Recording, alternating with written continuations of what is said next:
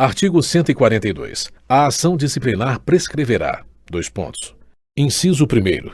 Em 5 anos, quanto às infrações puníveis com demissão, cassação de aposentadoria ou disponibilidade e destituição de cargo em comissão.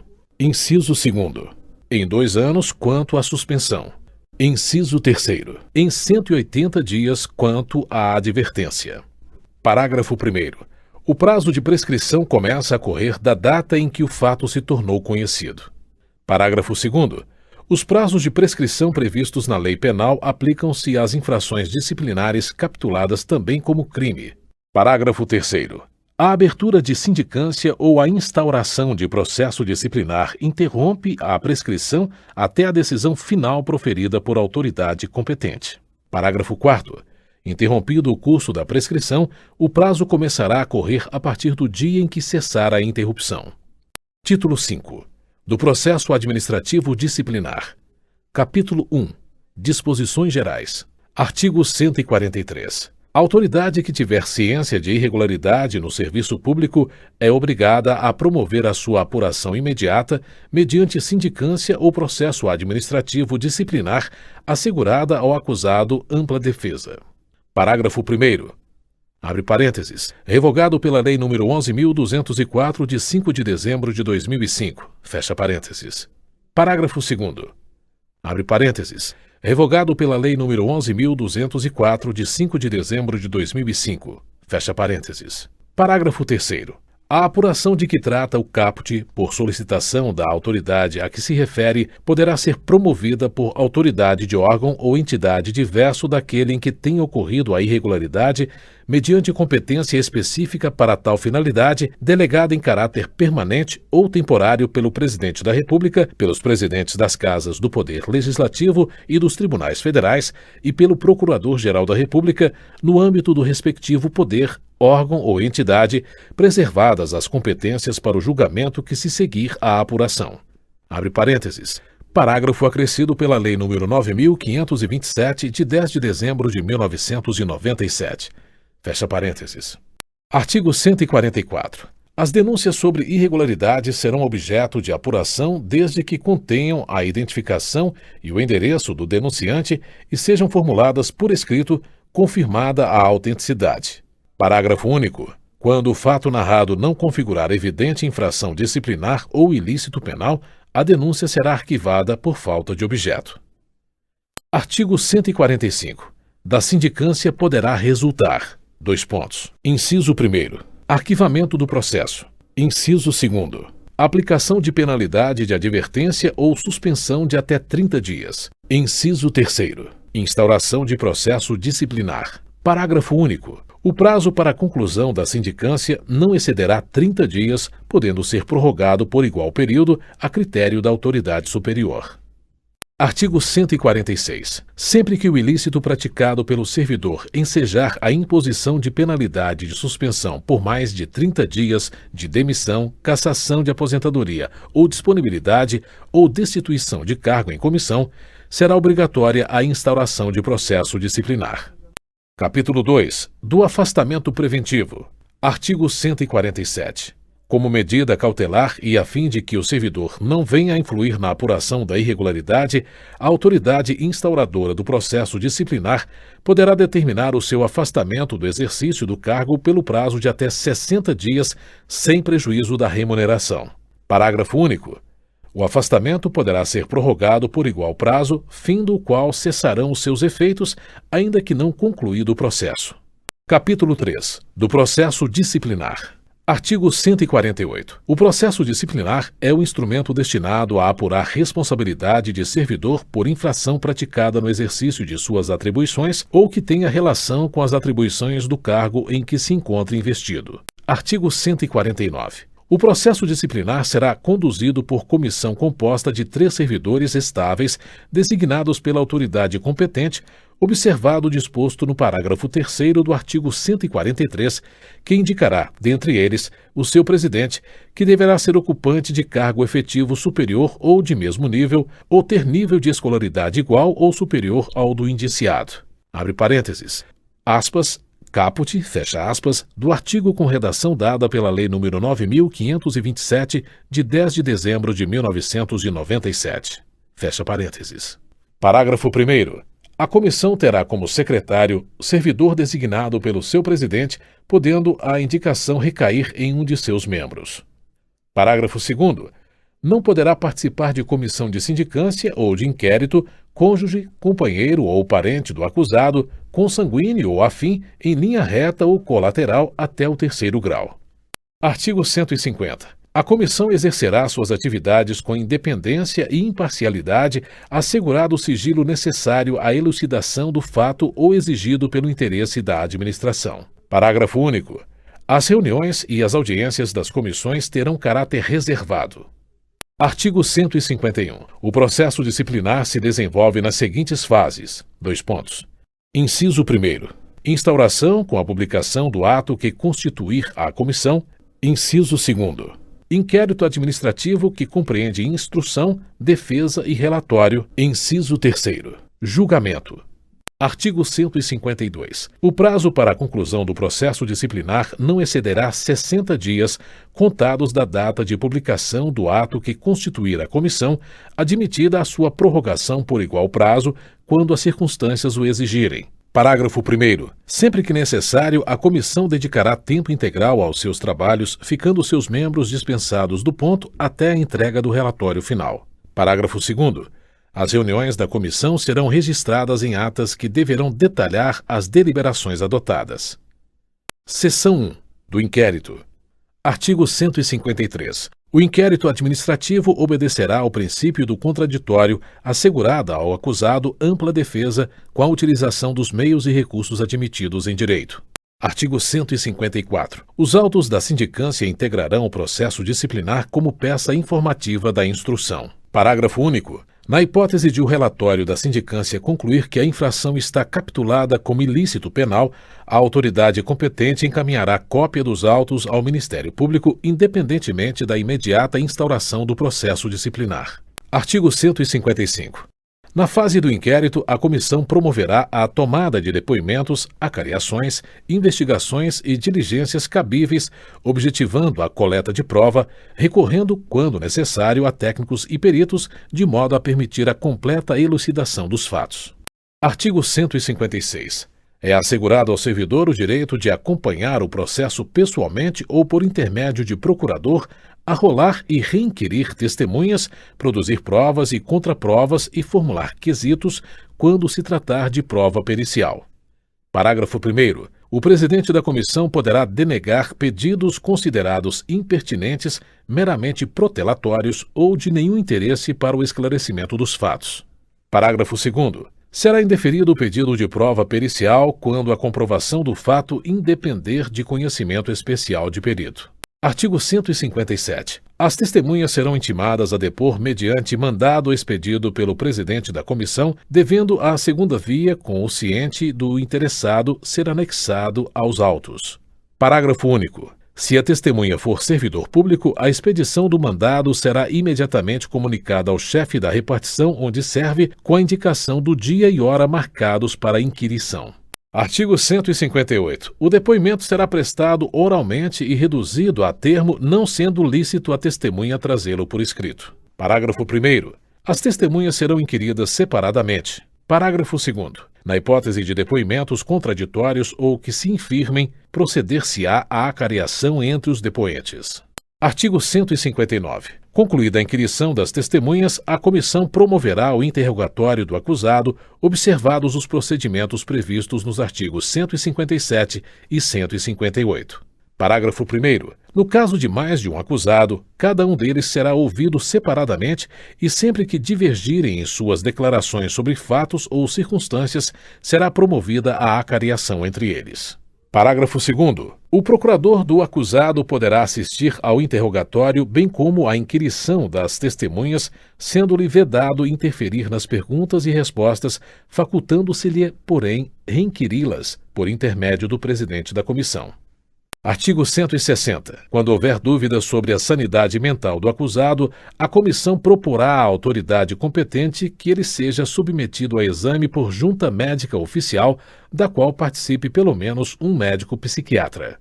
Parágrafo único. O incidente de sanidade mental será processado em auto apartado e apenso ao processo principal após a expedição do laudo pericial. Artigo 161. Tipificada a infração disciplinar, será formulada a indiciação do servidor com a especificação dos fatos a ele imputados e das respectivas provas. Parágrafo 1º. O indiciado será citado por mandado expedido pelo presidente da comissão para apresentar defesa escrita no prazo de 10 dias, assegurando-se-lhe vista do processo na repartição. Parágrafo 2º. Havendo 2 ou mais indiciados, o prazo será comum e de 20 dias. Parágrafo 3º. O prazo de defesa poderá ser prorrogado pelo dobro para diligências reputadas indispensáveis. Parágrafo 4º. No caso de recusa do indiciado em apor o ciente na cópia da citação, o prazo para a defesa contar-se-á da data declarada, em termo próprio, pelo membro da comissão que fez a citação, com a assinatura de 2 testemunhas. Artigo 162. O indiciado que mudar de residência fica obrigado a comunicar à comissão o lugar onde poderá ser encontrado. Artigo 163. Achando-se o indiciado em lugar incerto e não sabido, será citado por edital, publicado no Diário Oficial da União e em jornal de grande circulação na localidade do último domicílio conhecido, para apresentar defesa. Parágrafo único. Na hipótese deste artigo, o prazo para a defesa será de 15 dias a partir da última publicação do edital. Artigo 164. Considerar-se-á revel o indiciado que, regularmente citado, não apresentar defesa no prazo legal. Parágrafo 1º. A revelia será declarada por termo nos autos do processo e devolverá o prazo para a defesa. Parágrafo 2º. Para defender o indiciado revel, a autoridade instauradora do processo designará um servidor como defensor dativo, que deverá ser ocupante de cargo efetivo superior ou de mesmo nível, ou ter nível de escolaridade igual ou superior ao do indiciado. Abre parênteses. Parágrafo com redação dada pela Lei nº 9.527, de 10 de dezembro de 1997. Fecha parênteses. Artigo 165. Apreciada a defesa, a comissão elaborará relatório minucioso, onde resumirá as peças principais dos autos e mencionará as provas em que se baseou para formar a sua convicção. Parágrafo 1º. O relatório será sempre conclusivo quanto à inocência ou à responsabilidade do servidor. Parágrafo 2º. Reconhecida a responsabilidade do servidor, a comissão indicará o dispositivo legal ou regulamentar transgredido, bem como as circunstâncias agravantes ou atenuantes. Artigo 166. O processo disciplinar, com o relatório da comissão, será remetido à autoridade que determinou a sua instauração para julgamento. Seção 2. Do julgamento. Artigo 167. No prazo de 20 dias contados do recebimento do processo, a autoridade julgadora proferirá a sua decisão. Parágrafo 1º. Se a penalidade a ser aplicada exceder a alçada da autoridade instauradora do processo, este será encaminhado à autoridade competente, que decidirá em igual prazo. Parágrafo 2º. Havendo mais de um indiciado e diversidade de sanções, o julgamento caberá à autoridade competente para a imposição da pena mais grave.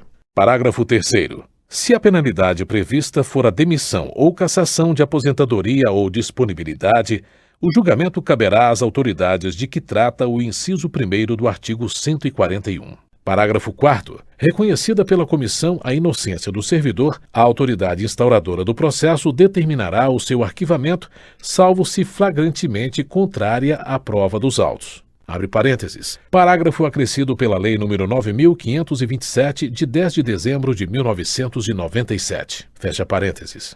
Artigo 168. O julgamento acatará o relatório da comissão, salvo quando contrário às provas dos autos. Parágrafo único. Quando o relatório da comissão contrariar as provas dos autos, a autoridade julgadora poderá, motivadamente, agravar a penalidade proposta, abrandá-la ou isentar o servidor de responsabilidade. Artigo 169. Verificada a ocorrência de vício insanável, a autoridade que determinou a instauração do processo ou outra de hierarquia superior declarará a sua nulidade total ou parcial e ordenará, no mesmo ato, a constituição de outra comissão para instauração de novo processo. Abre parênteses, aspas, caput, fecha aspas, do artigo com redação dada pela Lei nº 9.527, de 10 de dezembro de 1997, fecha parênteses. Parágrafo 1º. O julgamento fora do prazo legal não implica nulidade do processo. Parágrafo 2º. A autoridade julgadora que der causa à prescrição de que trata o artigo 142, parágrafo 2º, será responsabilizada na forma do capítulo 4 do título 4. Artigo 170. Extinta a punibilidade pela prescrição, a autoridade julgadora determinará o registro do fato nos assentamentos individuais do servidor. Artigo 171. Quando a infração estiver capitulada como crime, o processo disciplinar será remetido ao Ministério Público para a instauração da ação penal, ficando trasladado na repartição. Artigo 172. O servidor que responder a processo disciplinar só poderá ser exonerado a pedido ou aposentado voluntariamente após a conclusão do processo e o cumprimento da penalidade, acaso aplicada. Parágrafo único. Ocorrida a exoneração de que trata o parágrafo único, inciso 1º do artigo 34, o ato será convertido em demissão, se for o caso. Artigo 173. Serão assegurados transporte e diárias. Inciso 1º. Ao servidor convocado para prestar depoimento fora da sede de sua repartição, na condição de testemunha, denunciado ou indiciado. Inciso 2º. Aos membros da comissão e ao secretário, quando obrigados a se deslocarem da sede dos trabalhos para a realização de missão essencial ao esclarecimento dos fatos. Seção 3. Da revisão do processo. Artigo 174. O processo disciplinar poderá ser revisto a qualquer tempo a pedido ou de ofício, quando se aduzirem fatos novos ou circunstâncias suscetíveis de justificar a inocência do punido ou a inadequação da penalidade aplicada. Parágrafo 1º. Em caso de falecimento, ausência ou desaparecimento do servidor, qualquer pessoa da família poderá requerer a revisão do processo. Parágrafo 2º. No caso de incapacidade mental do servidor, a revisão será requerida pelo respectivo curador. Artigo 175. No processo revisional, o ônus da prova cabe ao requerente. Artigo 176. A simples alegação de injustiça da penalidade não constitui fundamento para a revisão, que requer elementos novos ainda não apreciados no processo originário. Artigo 177. O requerimento de revisão do processo será dirigido ao ministro de Estado ou autoridade equivalente que, se autorizar a revisão, encaminhará o pedido ao dirigente do órgão ou entidade onde se originou o processo disciplinar. Parágrafo único. Deferida a petição, a autoridade competente providenciará a constituição de comissão na forma do artigo 149. Artigo 178. A revisão correrá em apenso ao processo originário. Parágrafo único. Na petição inicial, o requerente pedirá dia e hora para a produção de provas e inquirição das testemunhas que arrolar. Artigo 179. A comissão revisora terá 60 dias para a conclusão dos trabalhos. Artigo 180. Aplicam-se aos trabalhos da comissão revisora, no que couber, as normas e procedimentos próprios da comissão do processo disciplinar. Artigo 181. O julgamento caberá à autoridade que aplicou a penalidade nos termos do artigo 141. Parágrafo único. O prazo para julgamento será de 20 dias contados do recebimento do processo, no curso do qual a autoridade julgadora poderá determinar diligências.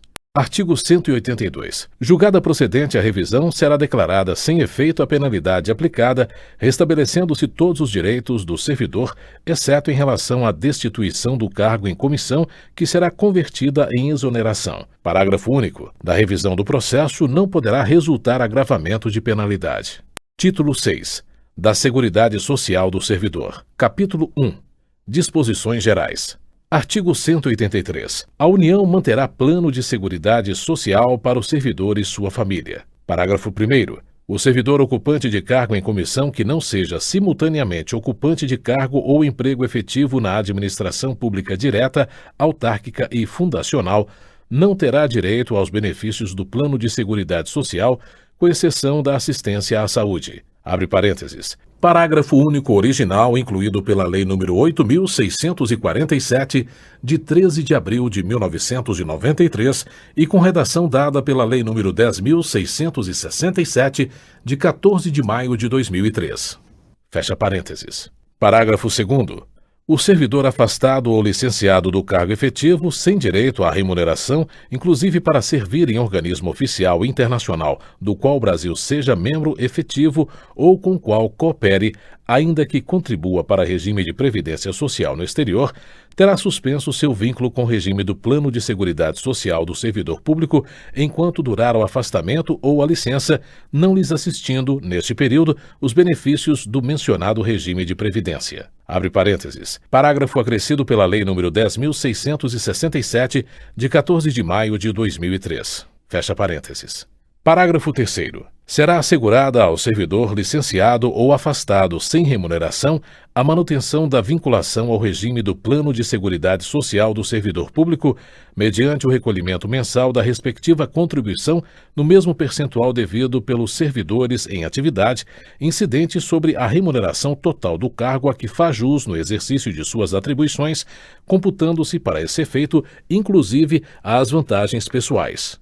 Abre parênteses. Parágrafo acrescido pela Lei nº 10.667, de 14 de maio de 2003. Fecha parênteses. Parágrafo 4º. O recolhimento de que trata o parágrafo 3º deve ser efetuado até o segundo dia útil após a data do pagamento das remunerações dos servidores públicos, aplicando-se os procedimentos de cobrança e execução dos tributos federais, quando não recolhidas na data de vencimento.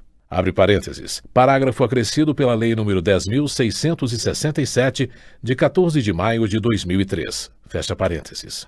Artigo 184. O Plano de Seguridade Social visa dar cobertura aos riscos a que estão sujeitos o servidor e sua família e compreende um conjunto de benefícios e ações que atendam às seguintes finalidades. Inciso 1º. Garantir meios de subsistência nos eventos de doença, invalidez, velhice, acidente em serviço, inatividade, falecimento e reclusão. Inciso 2º. Proteção à maternidade, à adoção e à paternidade. Inciso 3º. Assistência à saúde. Parágrafo único. Os benefícios serão concedidos nos termos e condições definidos em regulamento, observadas as disposições desta lei. Artigo 185. Os benefícios do Plano de Seguridade Social do servidor compreendem: Inciso 1º. Quanto ao servidor: Alínea A. Aposentadoria. Alínea B. Auxílio natalidade. Alínea C. Salário família. Alínea D. Licença para tratamento de saúde. Alínea E. Licença à gestante, à adotante e licença paternidade. Alínea F. Licença por acidente em serviço. Alínea G. Assistência à saúde. Alínea H. Garantia de condições individuais e ambientais de trabalho satisfatórias. Inciso 2º. Quanto ao dependente: Alínea A. Pensão vitalícia e temporária. Alínea B. Auxílio funeral. Alínea C. Auxílio reclusão. Alínea D. Assistência à saúde. Parágrafo 1º. As aposentadorias e pensões serão concedidas e mantidas pelos órgãos ou entidades aos quais se encontram vinculados os servidores, observado o disposto nos artigos 189 e 224. Parágrafo 2º. O recebimento indevido de benefícios havidos por fraude, dolo ou má-fé implicará devolução ao erário do total auferido, sem prejuízo da ação penal cabível. Capítulo 2. Dos benefícios. Seção 1. Da aposentadoria. Artigo 186. O servidor será aposentado. Inciso 1º.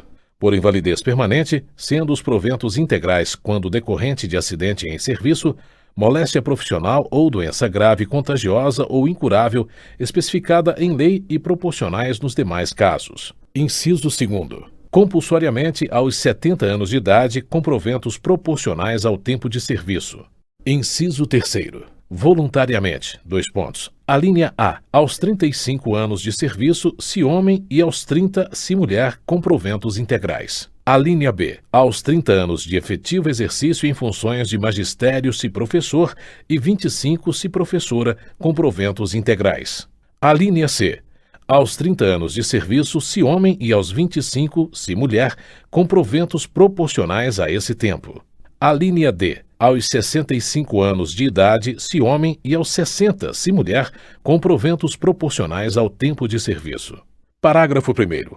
Consideram-se doenças graves, contagiosas ou incuráveis a que se refere o inciso 1º deste artigo: tuberculose ativa, alienação mental, esclerose múltipla, neoplasia maligna, cegueira posterior ao ingresso no serviço público, hanseníase, cardiopatia grave, doença de Parkinson, paralisia irreversível e incapacitante, espondiloartrose anquilosante, nefropatia grave, estados avançados do mal de Paget, entre parênteses, osteite deformante, síndrome de imunodeficiência adquirida, AIDS e outras que a lei indicar com base na medicina especializada.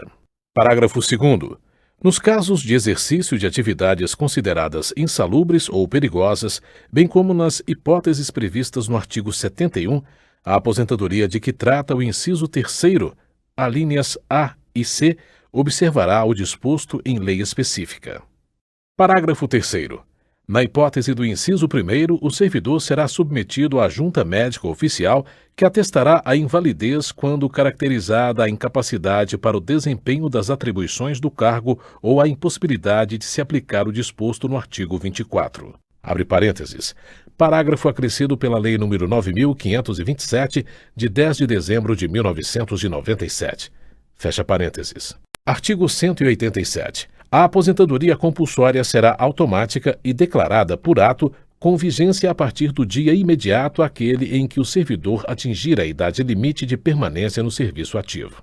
Artigo 188. A aposentadoria voluntária ou por invalidez vigorará a partir da data da publicação do respectivo ato. Parágrafo 1º. A aposentadoria por invalidez será precedida de licença para tratamento de saúde por período não excedente a 24 meses.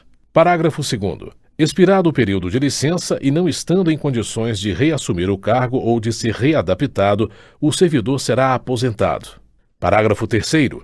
O lapso de tempo compreendido entre o término da licença e a publicação do ato da aposentadoria será considerado como de prorrogação da licença. Parágrafo 4º. Para os fins do disposto no parágrafo 1º deste artigo, serão consideradas apenas as licenças motivadas pela enfermidade ensejadora da invalidez ou doenças correlacionadas. Abre parênteses. Parágrafo incluído pela Lei nº 11.907, de 2 de fevereiro de 2009. Fecha parênteses. Parágrafo 5º. A critério da administração, o servidor em licença para tratamento de saúde ou aposentado por invalidez poderá ser convocado a qualquer momento para avaliação das condições que ensejaram o afastamento ou a aposentadoria. Abre parênteses. Parágrafo acrescido pela medida provisória número 441, de 29 de agosto de 2008, convertida na Lei nº 11.907, de 2 de fevereiro de 2009. Fecha parênteses. Artigo 189. O provento da aposentadoria será calculado com observância no disposto no parágrafo 3º do artigo 41 e revisto na mesma data e proporção sempre que se modificar a remuneração dos servidores em atividade. Parágrafo único. São estendidos aos inativos quaisquer benefícios ou vantagens posteriormente concedidas aos servidores em atividade, inclusive quando decorrentes de transformação ou reclassificação do cargo ou função em que se deu a aposentadoria. Artigo 190. O servidor aposentado com provento proporcional ao tempo de serviço, se acometido de qualquer das moléstias especificadas no parágrafo 1º do artigo 186 desta lei e por esse motivo for considerado inválido por junta médica oficial, passará a perceber provento integral calculado com base no fundamento legal de concessão da aposentadoria. Abre parênteses. Artigo com redação dada pela Lei nº 11.907, de 2 de fevereiro de 2009. Fecha parênteses. Artigo 191. Quando proporcional ao tempo de serviço, o provento não será inferior a 1/3 da remuneração da atividade.